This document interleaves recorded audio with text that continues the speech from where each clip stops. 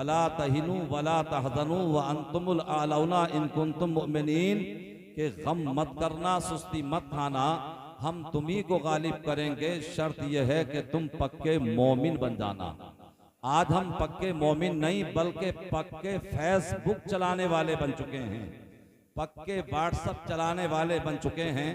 और आज यही वजह है कि आज हम हर तरफ जलील और रुस्वा हो रहे हैं, वरना कुरान सच्चा, साहिबे कुरान सच्चा, और जिसने कुरान को भेजा, जो कुरान लेकर के आया, वो सब सच्चे। हम अपने अंदर बस तगय्युर पैदा कर लें, जमाने की कोई ताकत हमें सरनिगो नहीं कर सकती है। तो लिहाजा मैं ये अर्ज करना चाहता हूँ, आप अहले स्टेज की हालत को देखिए, ऐसा लग रहा है जैसे कि इख्तिताम पजीर महफिल हो चुकी हो। आज पता नहीं ये क्या मुसीबत चल पड़ी है कि गिरोह दर गिरोह आज हम बटे हुए हैं। सरकार ने तो और अक़वाम के लिए फरमाया था, दूसरे लोगों के लिए फरमाया था, कौमे मुस्लिम के ताल्लुक से तो मेरे आका ने फरमाया था कि एक मोमिन दूसरे मोमिन का आईना है। सरकार ने फरमाया था युहिब्बु लि अखीही मा युहिब्बु लि नफ्सी, कि जो तुम अपने लिए पसंद करते हो वही अपने भाई के लिए पसंद करो। मगर आज कहने के लिए तो हम पक्के मुसलमान होने का दावा करते हैं, मगर हकीकत में हमने दामने मुस्तफ़ा को आज छोड़ रखा है। न समझोगे तो मिट जाओगे, ए हिंदी मुसलमानों, तुम्हारी दास्तां तक भी न होगी दास्तानों में। तो लिहाजा मैं अपनी गुफ्तगू का आगाज करता हूँ। इससे पहले एक मर्तबा मोहब्बत के साथ दुरूद पाक पढ़िए, अल्लाहुम्मा सल्ली अला सय्यदिना व मौलाना मुहम्मदिन व बारिक व सल्लिम सलातन व सलामन अलैका या रसूल अल्लाह सल्लल्लाहु तआला अलैहि वसल्लम।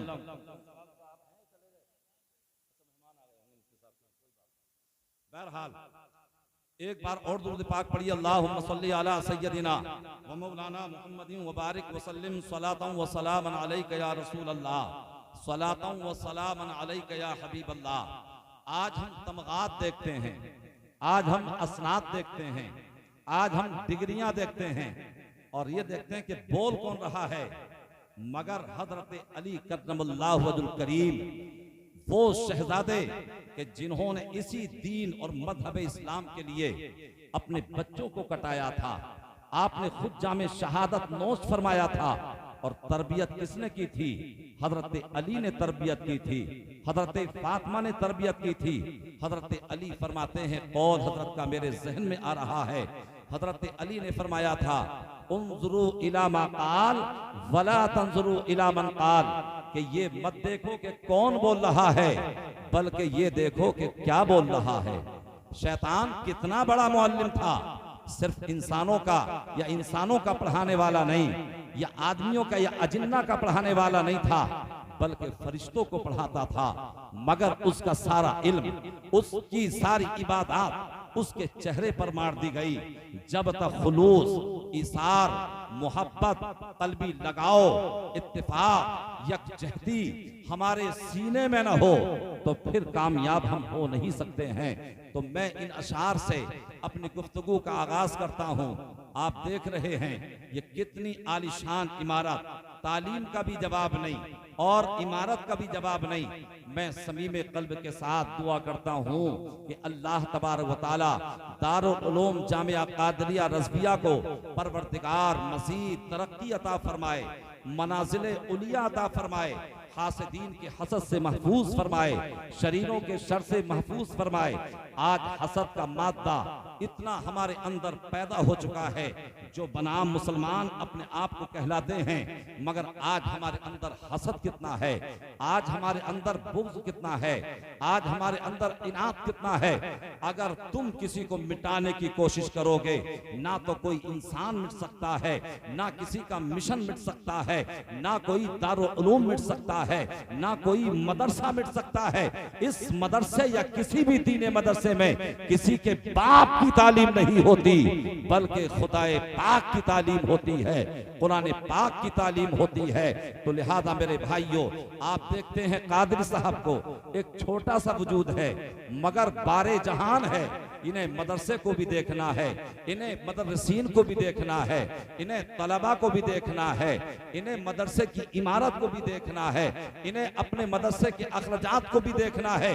मैंने बहुत सारे सरबराहों को देखा है, मैंने बहुत सारे नाज़िमीन को देखा है जो हजरात मदरसा बनाने से पहले अपना घर बनाते हैं, मदरसा बनाने से पहले अपनी फैसिलिटी का इंतजाम करते हैं, मगर ये नन्ना सा वजूद है, दिल में ऐसा दर्द दिल लिए हुए है, दर्द दीन लिए हुए है, दर्द मसलकी आला हजरत लिए हुए है कि मैंने देखा है कि इस शख्सियत ने अभी अपना घर नहीं बनाया है, बल्कि दिल में तमन्ना ये है कि अगर ये मदरसा तामीर हो जाए तो फिर इंशाअल्लाह इस मदरसे से मसलकी आला हजरत का पैगाम दिया जाएगा।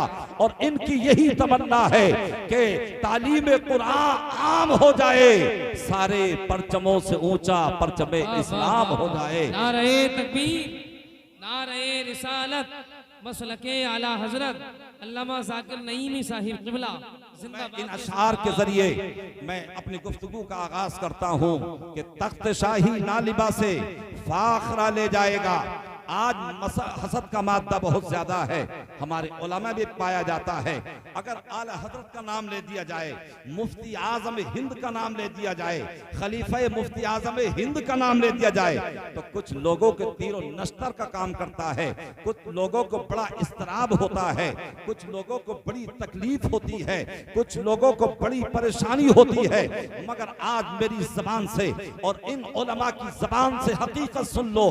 किसी कहने वाले ने कहा था कि तख्त शाही नालिबा से फाखरा ले जाएगा और बिल यकीन दीदार का एक हौसला ले जाएगा, बिल यकीन दीदार का एक हौसला ले जाएगा। और अजमते सरकार का मुनकिर न बन ऐ ना समझ, अजमते सरकार का मुनकिर न बन ऐ ना समझ, वरना दोज़ख में जलेगा मेरा क्या ले जाएगा, वरना दोज़ख में जलेगा मेरा क्या ले जाएगा। और कुछ करे बकवास नजदी पर यह है मेरा यकीन, कुछ करे बकवास हासिद पर यह है मेरा यकीन, सूए जन्नत मसलके अहमद रज़ा ले जाएगा, सूए जन्नत मसलके अहमद रज़ा ले जाएगा। और आ रही है हर तरफ से बस यही प्यारी सदा, अब तुम्हें मंजिल की जानिब अख्तर रज़ा ले जाएगा, अब तुम्हें मंजिल की जानिब अख्तर रज़ा ले जाएगा। हजरात, आज की इस अज़ीमुश्शान कादरी रज़वी कॉन्फ्रेंस व जश्न दस्तार बंदी से आप पैगाम लेकर के जाइए और अपने कुलूब व अज़हान में बसा लीजिए और उस पर अमल करने की भी कोशिश कीजिए। इसलिए कि डॉक्टर इकबाल ने भी कहा था कि अमल से जिंदगी बनती है, जन्नत भी जहन्नम भी, ये खाकी अपनी फितरत में न नूरी है न नारी है। हजरात, वो तो और जमातें हैं जो घर घर जाकर के दीन की दावत देती हैं और कहती हैं कि चलो पाक हो तब भी चलो, नापाक हो तब भी मस्जिद में चलो, जबकि अल्लाह के नबी ने फरमाया कि नापाक आदमी ना तो कुरान को हाथ लगा सकता है और नापाक आदमी ना खाने काबा का तवाफ कर सकता है, नापाक आदमी ना कुरान पाक पढ़ सकता है, नापाक आदमी ना कुरान पाक को छू सकता है और नापाक आदमी ना मस्जिद में जा सकता है।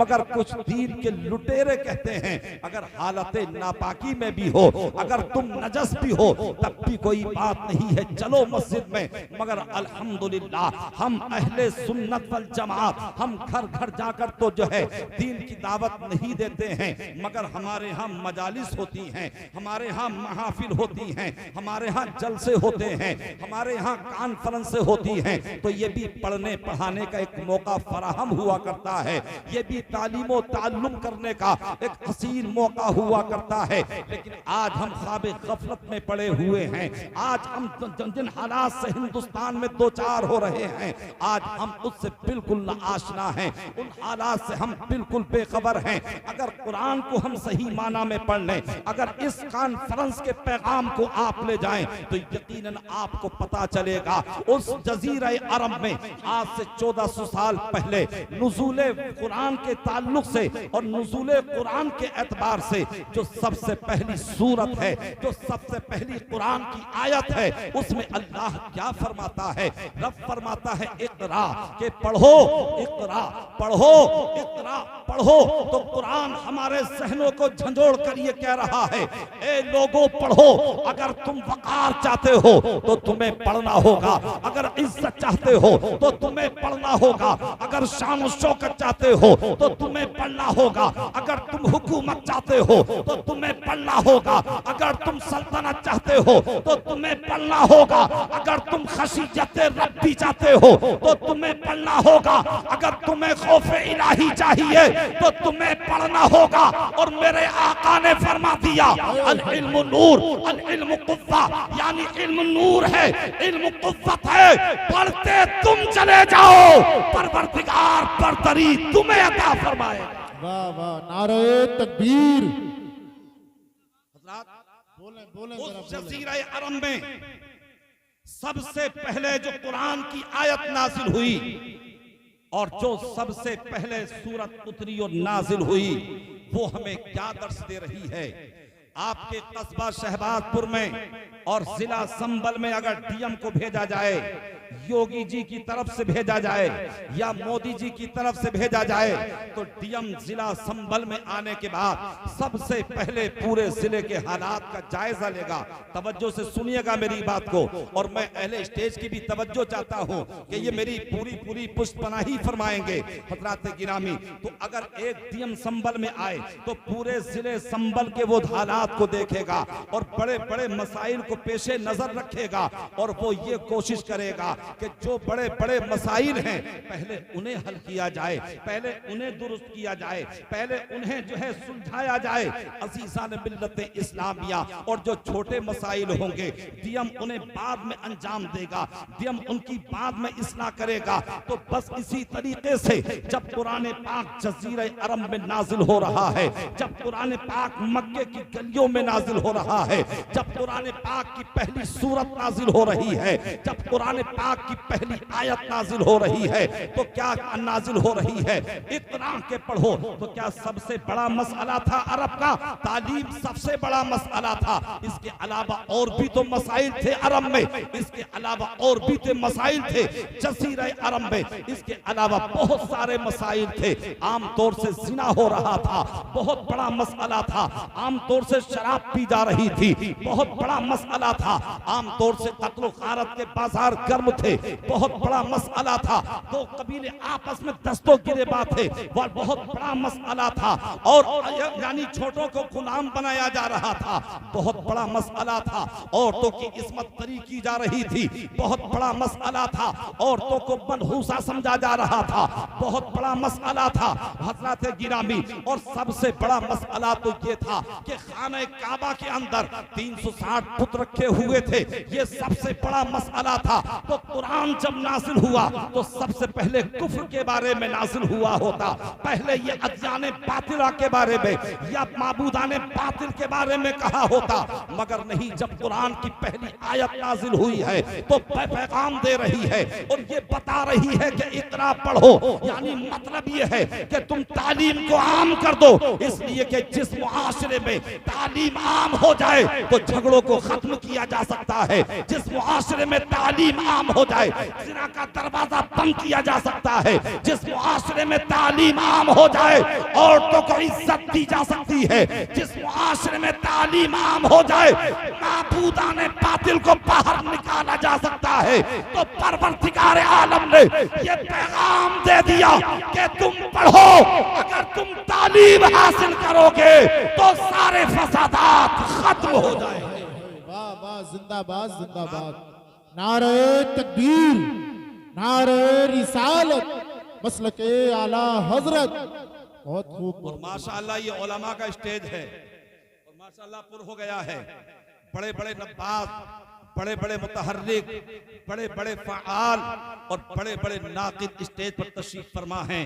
अल्लामा जामी कह सकते हैं कि आप ये कैसी बात कर रहे हैं कि तालीम से हर फसाद का खात्मा किया जा सकता है। तो आप जरा ये बताइए कि जो मिसाइल बनाए हैं, ये मिसाइल बनाने के ये जाहिलों ने बनाए हैं, इन्हें बनाने वाले ये कौन थे? ये पढ़े लिखे लोग हैं जिन्होंने मिसाइल बनाए हैं, जिन्होंने परमाणु बम बनाए हैं और हथियार बनाए हैं। ये कोई जाहिल लोगों ने नहीं बनाए हैं, ये पढ़े लिखे लोगों ने बनाए हैं। बर्मा को किसने बर्बाद किया है? वो जाहिल लोग नहीं थे, पढ़े लिखे लोग थे। अफगानिस्तान को किसने तबाह किया है? वो जाहिल लोग नहीं थे, पढ़े लिखे लोग थे। और यानी इराक को किसने तबाह किया है? वो पढ़े लिखे लोग थे, जाहिल नहीं थे। आज से कई साल पहले यानी जापान पर जो बम मारा था, परमाणु बम, तो वो किसी जाहिल ने नहीं मारा था, बल्कि वो पढ़े लिखे लोगों ने मारा था। मौलाना जामी ये कह सकते हैं, जब आप ये दावा कर रहे हैं कि तालीम से हर करप्शन खत्म हो सकता है, हर फिसाद का सद्देबाब हो सकता है, तो फिर ये तालीम तो है, घर घर में तालीम है, मुल्क मुल्क में तालीम है, बस्ती बस्ती में तालीम है। तालीम तो आम हो गई, मगर ये फितना फसाद का दरवाजा बंद क्यों नहीं हुआ? तालीम तो आम हो गई, मगर ये करप्शन बंद क्यों नहीं हुआ? तालीम तो आम हो गई, मगर ये फसादात का सद्देबाब क्यों नहीं हुआ? तो हजरात आओ हजरत आयशा से पूछते हैं, ए आयशा आप जरा बताइए कि नुज़ूल कुरान की कैफियत क्या रही है? नुज़ूल कुरान के और नुज़ूल सूरत और आयत के बारे में बताइए। हजरत आयशा सिद्दीक़ा रज़ियल्लाहु ताला अन्हा फरमाती हैं कि जब मुस्तफ़ा जान रहमत पर ये पहली आयत और सूरत नाजिल हुई, हजरत जिब्रील अमी हाजिर हुए, अर्ज़ की या रसूल अल्लाह इक़रा पढ़िए। मेरे आका से कहते हैं इक़रा पढ़िए, मगर मेरे आका से 2 मर्तबा कहा, मेरे आका खामोश रहते हैं। जब तीसरी मर्तबा कहा इक़रा बिस्मि रब्बिकल लज़ी खलक़, पढ़िए अपने रब के नाम से जो जिसने पैदा किया है, तो मुस्तफ़ा जान रहमत पढ़ने लगे हैं। हजरत आयशा फरमाती हैं कि जिब्रील अमी ने 2 मर्तबा कहा कि पढ़िए पढ़िए, सिर्फ पढ़ने की बात थी, तो मुस्तफ़ा जान रहमत खामोश रहे। और मेरे आका ने ये बता दिया, जहां सिर्फ तालीम होगी वहां जुल्म रहेगा, जहां सिर्फ तालीम होगी वहां फसाद रहेंगे, जहां सिर्फ तालीम होगी वहां करप्शन रहेगा। अगर तालीम रब के नाम पर हो तो फसादात खत्म हो जाएंगे, अगर तालीम रब के नाम पर हो तो बुराइयों का खात्मा हो जाएगा। तो जहां तालीम पेट के नाम पर हो, जहां सिर्फ तालीम हो, आज जो ये जुल्म बर्बरियत के पहाड़ तोड़े जा रहे हैं, वहां सिर्फ तालीम है। और जहां तालीम रब के नाम से होती है, जहां तालीम रब के नाम पर होती है, वहां जुल्म नहीं होता है, वहां अदल होता है, वहां इंसाफ होता है। जहां रब के नाम पर तालीम होती है, वहां बुग़्ज़ और इनाद नहीं होता है, बल्कि वहां मोहब्बत होती है, वहां भाईचारा होता है। देखो हजरत सिद्दीक़ अकबर के यहाँ तालीम है, मगर रब के नाम पर है, करप्शन नहीं है। फारूक आजम के यहाँ तालीम है, मगर रब के नाम पर है, इसलिए करप्शन नहीं है। हजरत उस्मान गनी के यहाँ तालीम है, मगर रब के नाम पर है, करप्शन नहीं है। हजरत अली के यहाँ तालीम है, मगर रब के नाम पर है, इसलिए करप्शन नहीं है। हजरत उमर बिन अब्दुल अजीज के यहाँ तालीम है, मगर रब के नाम पर है, इसलिए करप्शन नहीं है। इमाम आजम के यहाँ तालीम है, मगर रब के नाम पर है, इसलिए करप्शन नहीं है। गौसे आजम के यहाँ तालीम है, मगर रब के नाम पर है, इसलिए करप्शन नहीं है। गरीब नवाज के यहाँ तालीम है, मगर रब के नाम पर है, इसलिए करप्शन नहीं है। मखदूम सिमना के यहाँ तालीम है, मगर रब के नाम पर है, इसलिए करप्शन नहीं है। हाफिज मिल्लत के यहाँ तालीम है, मगर रब के नाम पर है, इसलिए करप्शन नहीं है। मुजाहिद मिल्लत के यहाँ तालीम है, मगर रब के नाम पर है, इसलिए करप्शन नहीं है। आला हजरत के यहाँ तालीम है, मगर रब के नाम पर है, इसलिए करप्शन नहीं है। ताजुल शरिया के यहाँ तालीम है, मगर रब के नाम पर है, इसलिए करप्शन नहीं। नारे तकबीर, नारे रिसालत, कादरी रज़वी कॉन्फ्रेंस, हुजूर ताजो शरिया मसलके आला हजरत मौलाना जाकिर हुसैन साहिब किबला। तो हजरात, जहां तालीम रब के नाम पर होगी वहां करप्शन नहीं होगा, वहां फसाद नहीं होगा, वहां बुराइयां नहीं होंगी। अब कुरान पाक नाजिल हुआ, हमें तालीम पढ़ने की दे रहा है, हमें बेसिस पढ़ने का दे रहा है, हमें पैगाम पढ़ने के लिए दे रहा है। हजरात गिरामी, ये कुरान पाक जो नाजिल हुआ था ये कोई यानी अजमियों में नहीं नाजिल हुआ था, ये किसी जाहिर कौम में नाजिल नहीं हुआ था। कुरान जब आया था तो वो उन लोगों में आया था जो अपने आप को कहा करते थे अना अफसहुल अरब कुल्लुहुमुल अजम, यानी हम ही साहिबे ज़बान हैं, बाकी सारी दुनिया गूंगी है। हम ही साहिबे बलागत हैं, बाकी सारी दुनिया गूंगी है। हम ही साहिबे और असहाबे फसाहत हैं, बाकी सारी दुनिया गूंगी है। तो कुरान कहाँ नाजिल हुआ था, कुरान कहाँ आया था जो कि अपने आप को बड़ा फसीह कहा करते थे, जो अपने आप को फसाहत और बलागत वाला कहा करते थे, वहां कुरान पाक नाजिल हुआ। अब जब कुरान पाक की आयत नाजिल होती रही और सूरतें नाजिल होती रही, जब सूरह बकर की कुछ आयत नाजिल हुई तो कुफ्फारे मक्का ने कहा था, मुशरिकीन मक्का ने कहा था, बात आ रही है आपके समझ में? तो जोर से बोलें सुभान अल्लाह। बहुत तवज्जो से और संजीदगी से आप मेरी बात को समाप्त कीजिएगा। जब सूरह बकरा की चंद आयात नाजिल हुई तो मुशरिकीन ने कहा था ये मोहम्मद सल्लल्लाहु अलैहि वसल्लम हुजरे में जाते हैं, अपने घर में जाते हैं और अपनी मर्जी से जो है इसे यानी गढ़ लेते हैं और फिर लोगों में आकर के सुना देते हैं। आज भी कुछ लोगों का रिश्ता उन्हीं लोगों से है जो कुरान पर एतराज करते हैं, जो कुरान पर अंगुश नुमाई करते हैं, जो कुरान पर हर्फ लाते हैं और कहते हैं साहब किसी ने कहा था कि 26 आयत को निकाल दिया जाए, मगर जानते हो आज उसका हश्र क्या है? आज वो मुसलमानों से गलती की मुआफी मांग रहा है, आज वो जिंदगी की भीख मांग रहा है, आज वो फिर ओत करना चाहता है। ना तो मुसलमान वो कल था, ना आज वो मुसलमान हो सकता है।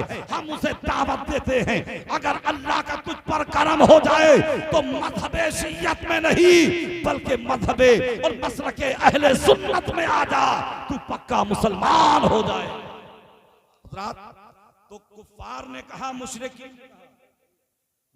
ने कहा कि जैसा मोहम्मद कुरान गढ़ते हैं ऐसी किताब तो हम भी ला सकते हैं, तो आप भी जी शऊर हैं क्या? ऐसा कोई कुरान जैसी किताब, ऐसी सूरतें, ऐसी आयत कोई बना सकता है?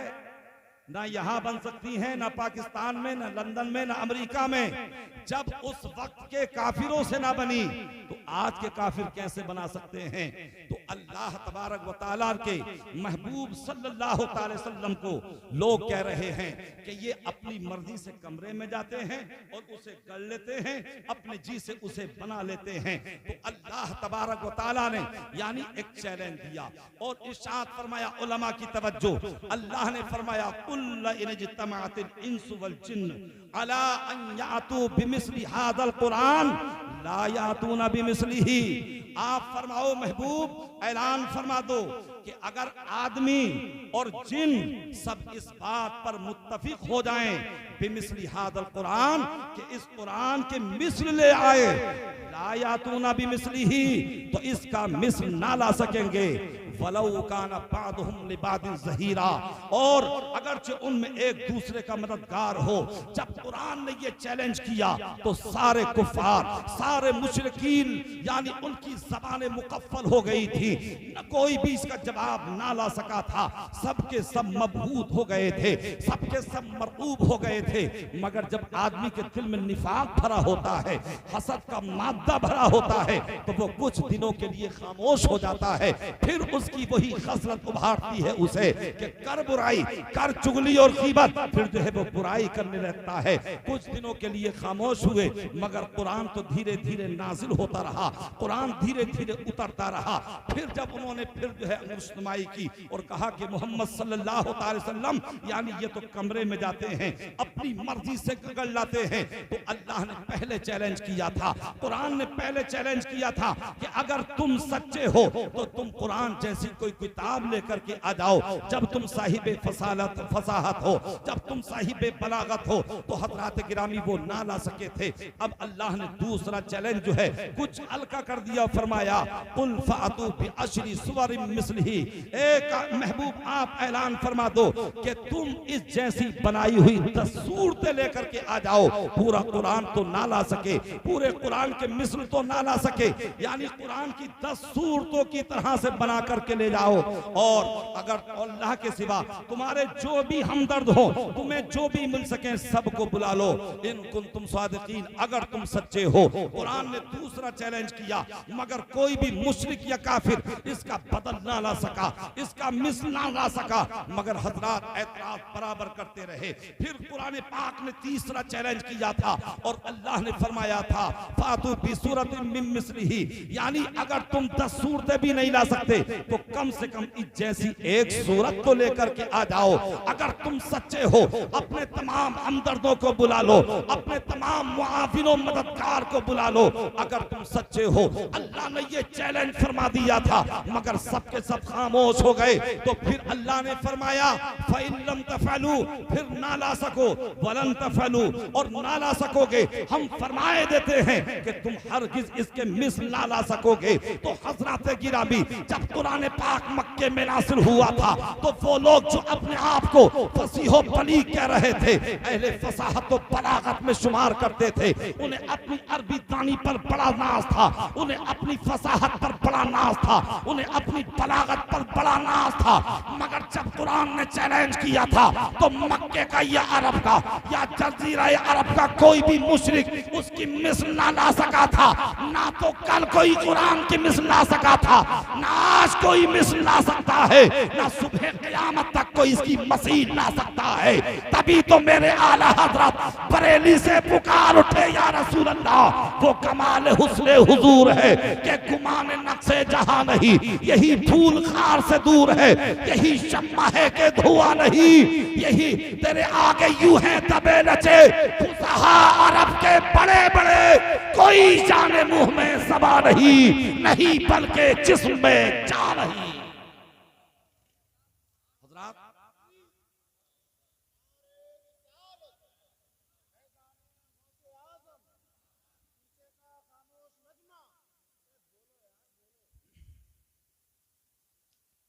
तो हज़रात अल्लाह ने फरमाया इक़रा बिस्मि रब्बिकल लज़ी खलक़ खलक़ल इंसान मिन अलक़ इक़रा व रब्बुकल अकरम।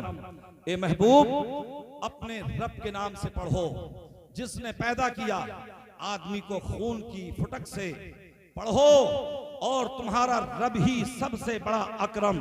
हज़रात गिरामी, तो कुरान की पहली सूरत नुज़ूल के एतबार से और पहली आयत हमें तालीम का जो है एक दर्स दे रही है, एक पैगाम दे रही है। अगर हम कुरान पर अमल कर लें तो कसम खुदा की दुनिया की कोई ताकत हमें झुका नहीं सकती है। मगर आज हमारी कौम के नौजवान हैं, इन्हें तालीम से कोई वास्ता नहीं है।